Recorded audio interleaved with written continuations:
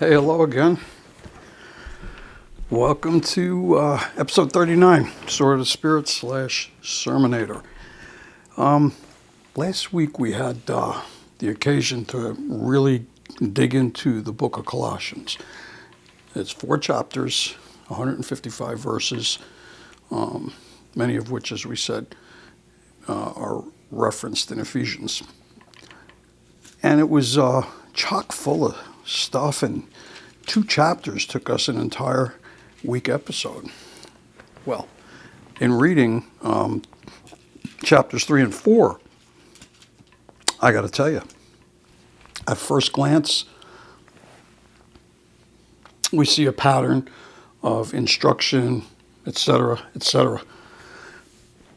And it's great, and it's a flowing thing, because this 4 chapters is an epic, a broad sweep spectrum of everything from beginning to end. But there's some very interesting, critical things that I think may have been overlooked in times past. And I want to chat with you about those tonight and bring them out, because I think it's really going to, it's just like a perfect fit, of the entire puzzle piece. And it's exciting. So that being said, let's proceed. And this is Colossians chapter 3.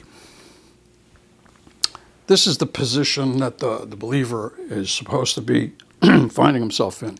It says, "If ye then be risen with the Messiah, then seek those things which are above, where the Messiah sits on the right hand of God." Remember, Benjamin, the ephod stone, son of the right hand, the fulfillment.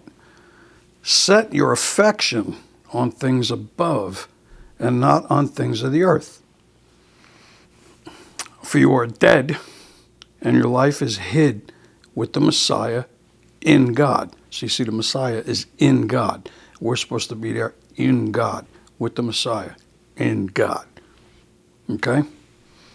"When the Messiah, who is our life, shall appear, then shall you also appear with him in glory."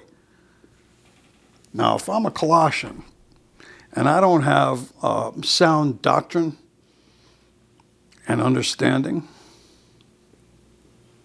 I'm looking at you like, what's he talking about?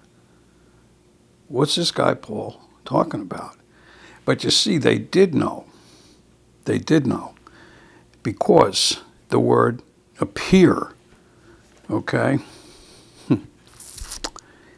refers directly to what we had spoken about weeks ago, the rapture.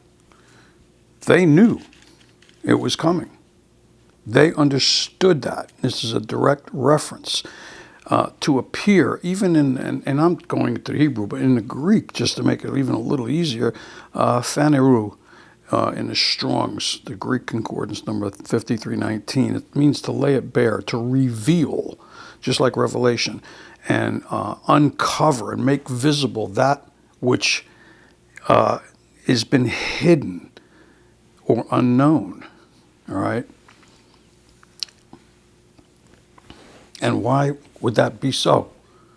Well, because, as we'll find out, we might even get a chance to talk about clouds a little bit tonight, and what they mean symbolically in Scripture in terms of covering, We'll talk about it. But so we have a reference here. After we've gone through everything we went through last week, on freedom from works, vain philosophy, judgments of men, he comes right into saying here, and freedom from the doctrine of men was what we finished with last week, which means, this guy says, don't touch this, don't touch that, don't do this, don't do this. Simon says, may I do this, may I do that? No. All right? He's saying, you got to stop. He says, you're making things way over the top that are not the doctrines of God. They're more so the doctrines of men, which is simply saying it's religion. All right? He says, but which things have indeed shown a wisdom and a will in worship, humility, neglecting the body, not in the honor to satisfy the flesh. He's saying, get out of it. the people that he was speaking to, both Jew and Gentile alike, he's saying, get out of the physical, get into the spiritual. So in the petition here is, and he tells, here's the rapture, here it comes. So we move forward in verse 5, and he says, mortify therefore your members which are on the earth. Now listen to these words very carefully, because we have to have a little explanation of these things. Fornication, uncleanness, inordinate affection, and evil concupiscence, and covetousness, which is idolatry. Now, I want to set something straight here, because there's been a lot of misunderstanding. We start here. The word, avoid this, fornication. What's fornication? Well, everybody thinks it's just, I don't have to go into it. But what it really means in Hebrew, specifically, and this is why you don't see the word adultery next to it. You see fornication, and the rest of them all mean the same thing, is a married man engaging a prostitute. That's why we often hear the word whoremongers is also mentioned in a similar fashion with fornication, because they engage prostitute. You don't see adultery mentioned there. Adultery is one of the 10 commandments, but adultery is something very different.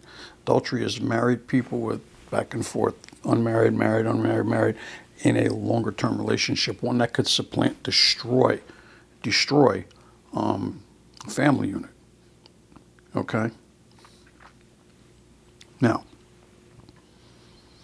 more importantly, uncleanness, inordinate affection. Okay?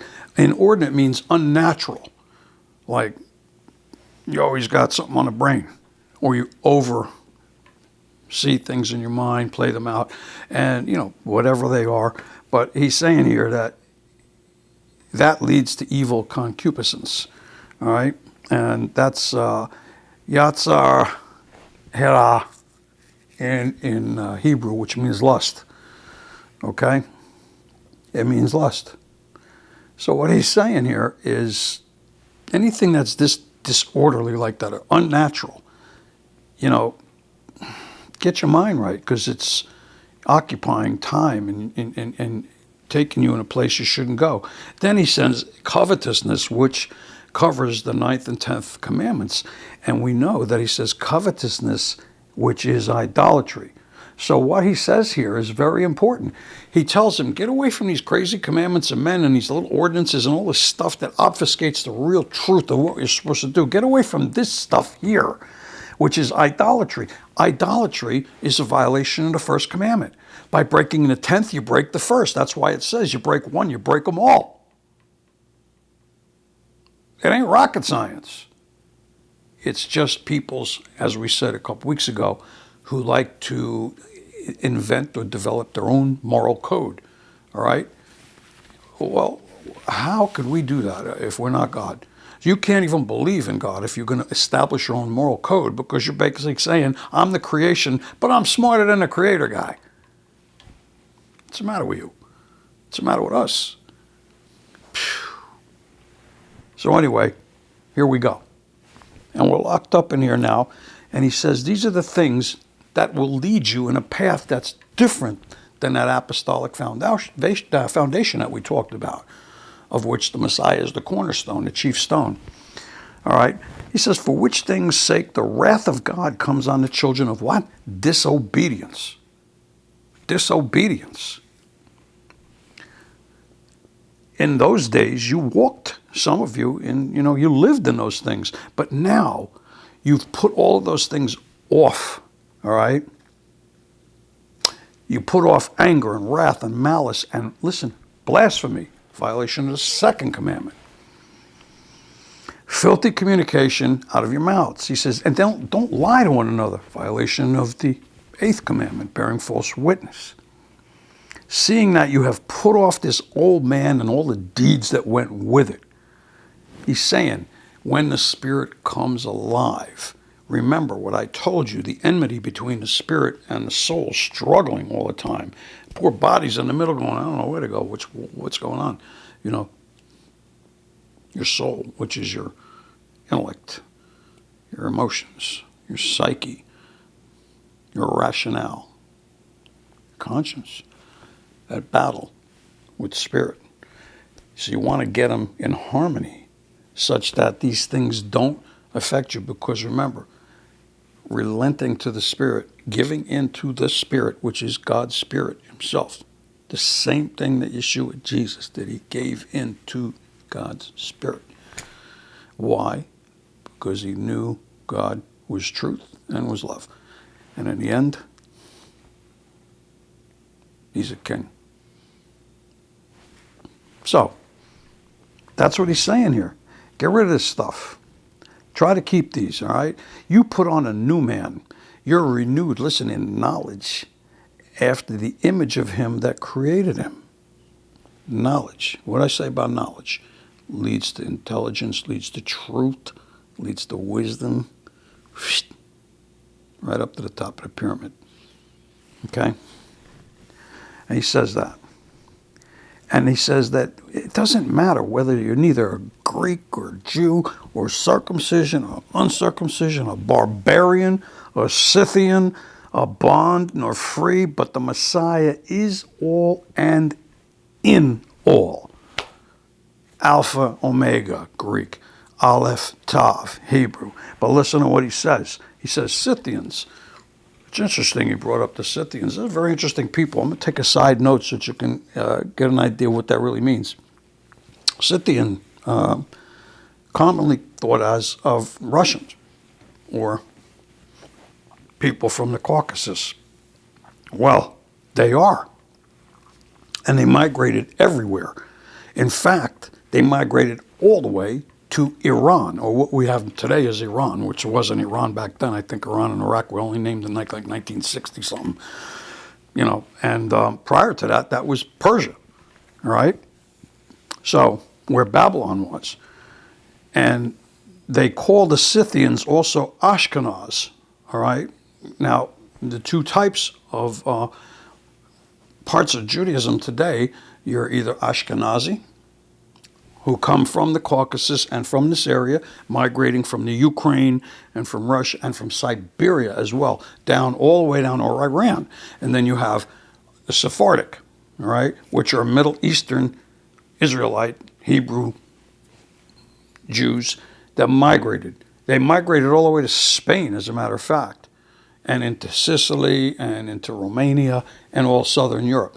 So those are the two distinct groups within Judaism. So, but he mentions it right here. It doesn't matter if you're a Scythian. That was just on a side note. All right, the Scythians are typically people from Russia, that area.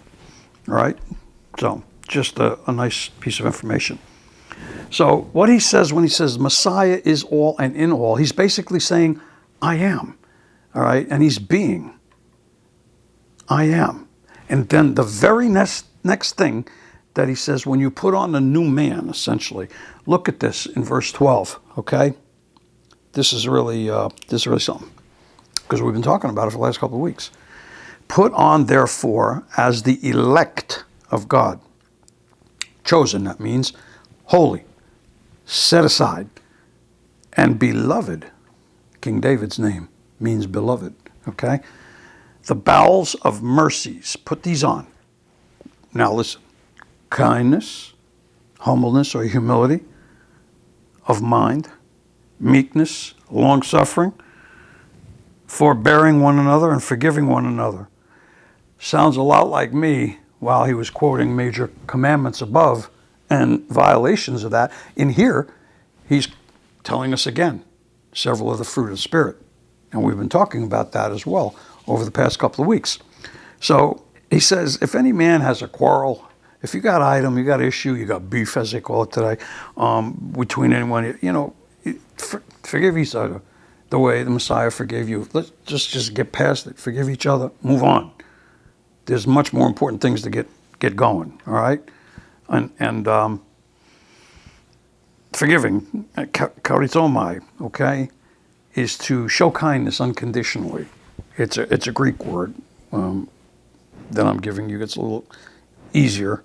And understand that it comes from charis, which is the Hebrew and the Greek word for grace. You were given grace, give grace.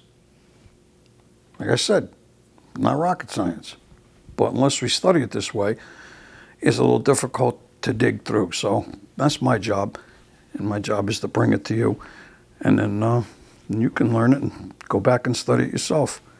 And he says in verse 14, above all these things, put on charity, which is a bond, all right, of perfectness, a bond. Remember, a threefold knot or coil. It's not easily broken. So he's knotting everything together. It ties it all together in love. Then he says, and let the peace of God rule in your hearts, to the one which also you are called in one body, and be thankful. Peace. Peace and love. What the Messiah wishes us all the time. Peace. He said, I wish you peace. Maybe that's what comes after wisdom. Maybe we just added another piece to that pyramid. Think about it. Then he says, in verse 16, a key, once again, because again, it's going back and pulling things together that we've spoken about over the months. He says, let the word of the Messiah dwell in you richly. How? In all wisdom. Wisdom. Then he puts a colon after that and says, teaching and admonishing one another in psalms, hymns, spiritual songs, singing with grace in your heart to the Lord. And then whatever you do in word or deed, do all in the name of the Lord Yeshua, giving thanks to God and the Father by him. It kind of fits hand in hand with ask anything in my name, and the Father will give it to you. Why? If you have fruit, you're bearing fruit, and your fruit remain, then ask anything in my name, and the Father will give it to you. That's the basis for that. Re-educating the whole camp here. All right? Fascinating book. Look at so many things that we've touched upon. So now, after he describes how we should and shouldn't be, what we should be doing, thinking, saying, and what we shouldn't be, all right, he comes and hits hard. And he just starts talking about family life now, because he was talking about in general and congregational life and everything like that. Now he comes down, he hits you right in the head. He says, wives, submit yourselves unto your own husbands, as it is fit in the Lord. And husbands, love your wives, and don't be bitter against them for anything. Bring them together. You're together. All right? It says no longer twain, but one flesh. And that's just the flesh, but everything else. All right? And the harmony of our differences in our psyche, our emotions, all of those things, our intellect, are harmonized and blended for the best of each through the Spirit. That's why he says don't be unequally yoked. What he means is, if you're going to be with somebody, make sure they believe what you believe. Otherwise, it's going to be a struggle for, who's taking the lead, who's control. We don't need that. He's saying orderly. Everything is orderly. Do it in the right spirit. Equal. Then he says, children, obey your parents in all things, for this is well-pleasing to the Lord himself. Why? Because he did. Fathers, don't provoke your kids to anger, lest they be discouraged. What's different? 2,000 some years ago, today. What's different? Then he goes on, after he approaches the family life, goes down and talks about holiness in the work life. Okay? He says, servants, obey in all things your masters. He's not talking about slaves. He's talking about employers and employees. That's how they worked. Remember, many, many years ago, they didn't have that stuff. It wasn't until the Middle Ages that they had guilds, okay? But they had laborers, people engaging, working for, and that's what he's talking about here. If you're serving, you have we all have a boss, okay? And obey in all things according to the flesh, not just with paying eye service or lip service as men pleasers, but in singleness of heart. Singleness of heart, all right? Fearing God. That means with respect to God and what he expects of us. Just told us. It's carryover. Fruits of the Spirit. Forgive one another. Do the right thing. And he says, whatever you do, do it heartily, as though you were doing it for God himself and not doing it for your fellow man, even though you are, all right? What he's saying is, see God in your fellow man. See God in your brother. He even says, Jesus says, you'll love your enemies. See God in your enemies. Hate the sin, love the sinner. That is tough. There's some real bad stuff going on out there. And I don't think he's talking about these people devoted to evil. I think he's talking about the daily discourse of engagement with people, as we see. You know, enemies doesn't mean you have to be mortal enemies. It may just be saying you just don't see eye to eye. You get this sear back. Forget it. Put it away. Not worth your time. Move on. So he says, knowing that of the Lord, all right, you shall receive the reward of the inheritance, for you serve him. Inheritance. Oh, really? Oh, inheritance. Remember what I said, this was all about the inheritance. Jacob and Esau, Isaac and Ishmael, the inheritance. But he's talking here about a spiritual inheritance, not that physical inheritance that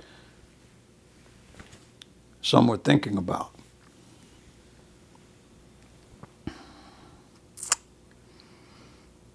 For you serve the Lord, the Messiah. But he that does wrong shall receive for the wrong which he has done. And listen here. And there is no respect of persons.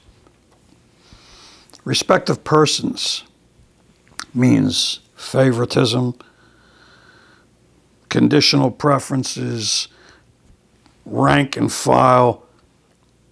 Right is right, wrong is wrong. We all of us get judged equal. He doesn't care if you're the King Farouk, the president of Hoboken, or whatever in his world. He doesn't care because he's the perfect judge, impartial. And it's really us that bring the sentence upon ourselves. But we have a mitigator, we have grace. That's why he's saying, you got grace, extend grace. You got a circle, somebody's out here, try to draw a bigger circle. Ultimately, if they don't want to get in, that's their, but draw a bigger circle. Give them the opportunity. All right. You're not a respecter of persons. Very important. Okay. We're going to start down the path here of chapter 4. Now he goes back into the work area, and he says, now, he spoke about the workers in reference to the boss. He says, masters, give unto your servants that which is just and equal. No respecter of persons, both sides of the fence, all right? Knowing that you also have a master in heaven. You might be the boss over here, but the capo de tutti capi, the big boss, is upstairs, all right? And he's watching. God watches. Boy, we're going to have a nice lesson on that in the near future from Genesis 29. Oh, amazing chapter.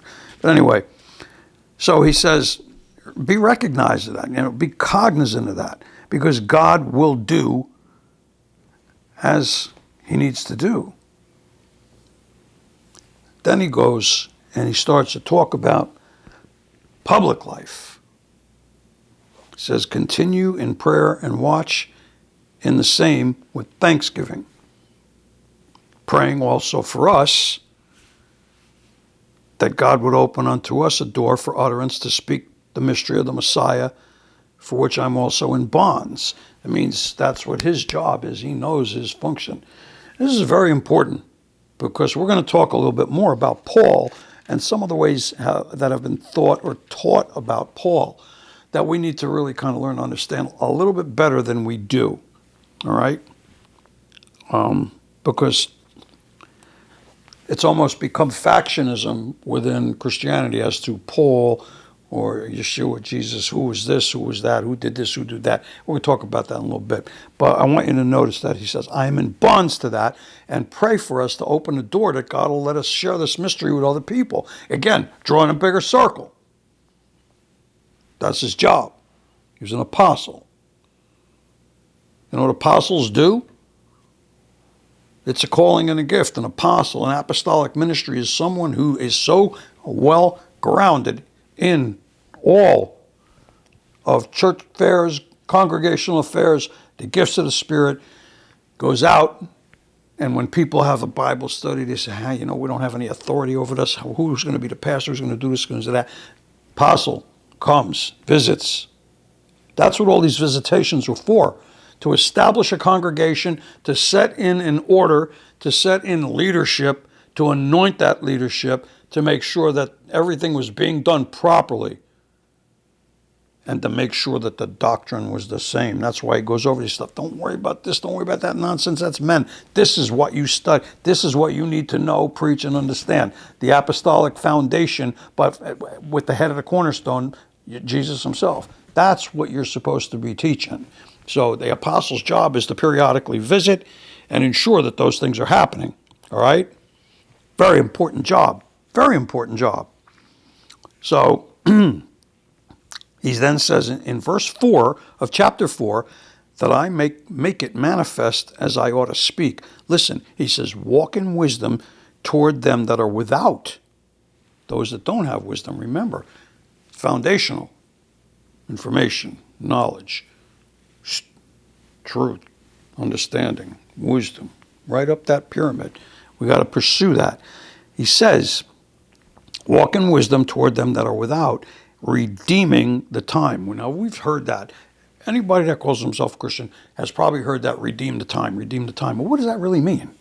Redeem. That's pretty much the same as we studied when we had the kinsman redeemer, be covered.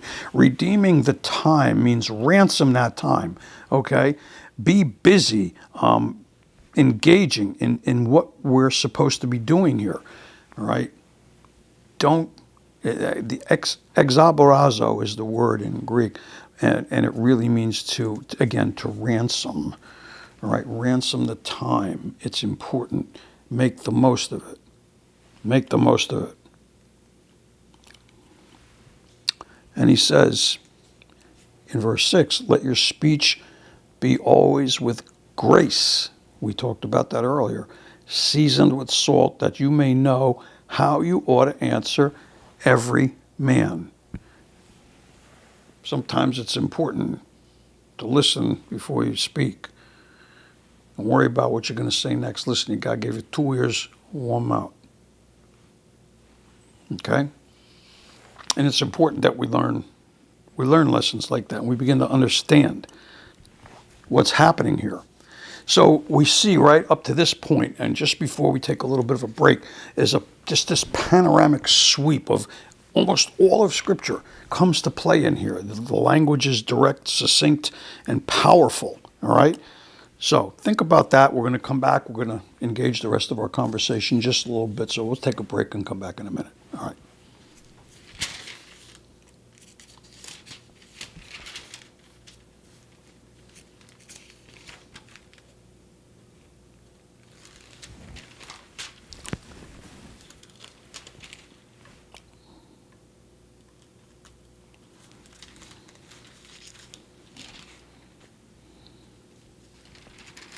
Actually, we're not going to take a break for just another minute yet. It's hard to see sometimes at a distance, but we're almost there. Anyway, I hope you're getting a lot of stuff out of this chapter and this book. And we're going to even open up some more things that are going to be really amazing when you see them. So we will be back shortly. This time I could see a little better, and we are nearing the end of our first part. All right, take a break.